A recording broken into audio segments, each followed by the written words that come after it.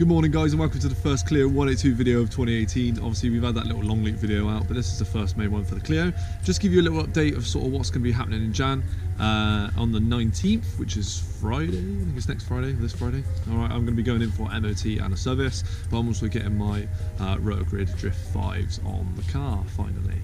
Obviously sticking with the bronze, sticking with them for the moment. Obviously they are a little bit scratched because they are second hand, they're not brand new, but hopefully over time I might have to pop the old ones back on, the old alloys that is, the scratch ones that there are now. I'm obviously going to be keeping those as a spare because I won't be selling the car on the Rotogrids whenever it comes to it, so I'm just going to keep them for when that day comes.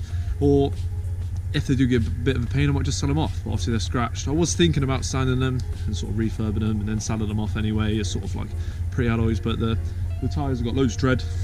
So I might as well just keep them maybe for a rainy day or something like that. But yeah, so the Rotogrids are going to be going on the 19th, getting them all sort of lined up and ready to rock. Obviously they are 15s, so they won't just bolt on and get going. You should always do the sort of alignment again, so we're going to be doing that.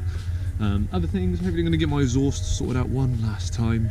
I don't know if you've quite noticed ever, but the left tip is a little bit sort of slanted compared to the right.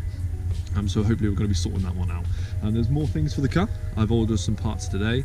Got some LEDs just for the interior and the exterior, just a number plate light at the back.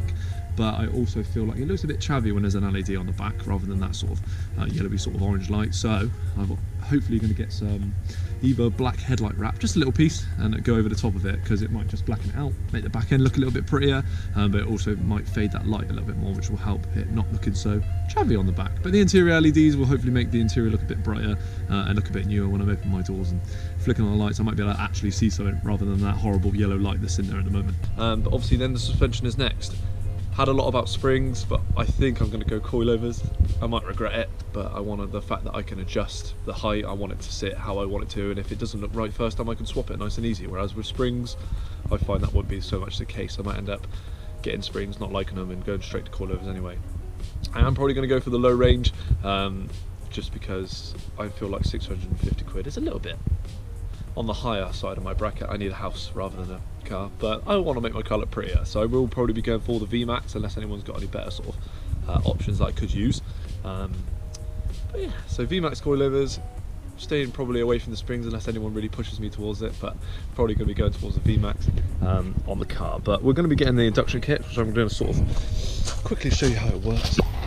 It's going to be the fatty version rather than the K-Tech or anything like that, because the fatty version with the K&N filter costs me about, I think, it's just under 50 quid, I think. Because the pipe's 14, I think. It's obviously a 70mm thickness. I think it's 150mm long, 90-degree bend, just to get around the corner and then getting that that tapered sort of cone K&N filter sort of on the side there. So once again, obviously I want to be cleaning all this up. Hopefully I'm going to buy a spare one, and we're going to sort of make it a bit shinier, a bit prettier, maybe even paint it. If so, I do want another engine cover. I want sort of maybe a black or a carbon fibre engine cover over the top. If I do that, then I want that to be red with black writing. I think that would look quite cool.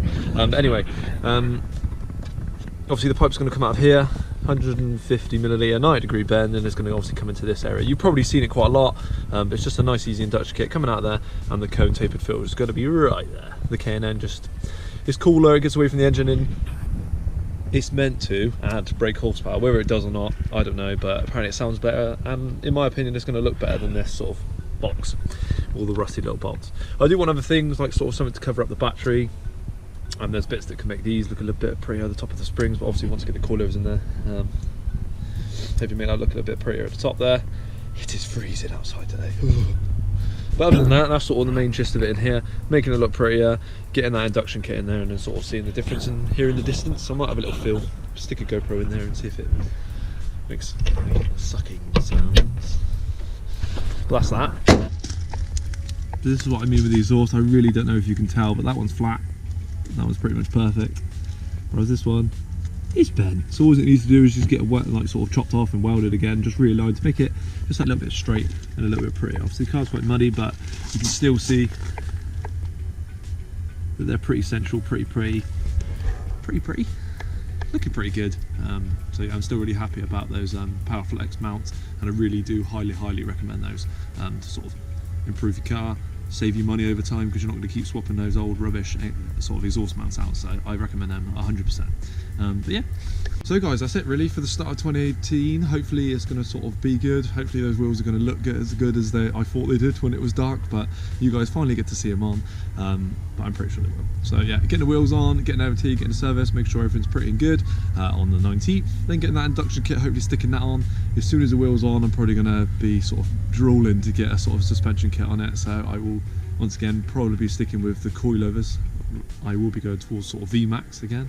Obviously I don't know what you guys feel about that, but we'll see. Obviously there's sort of springs and things like that you can go with instead, but I think I'm going to be going with the VMAX coilovers, unless there's any other better options for sort of low range coilovers. I don't want to be spending too much.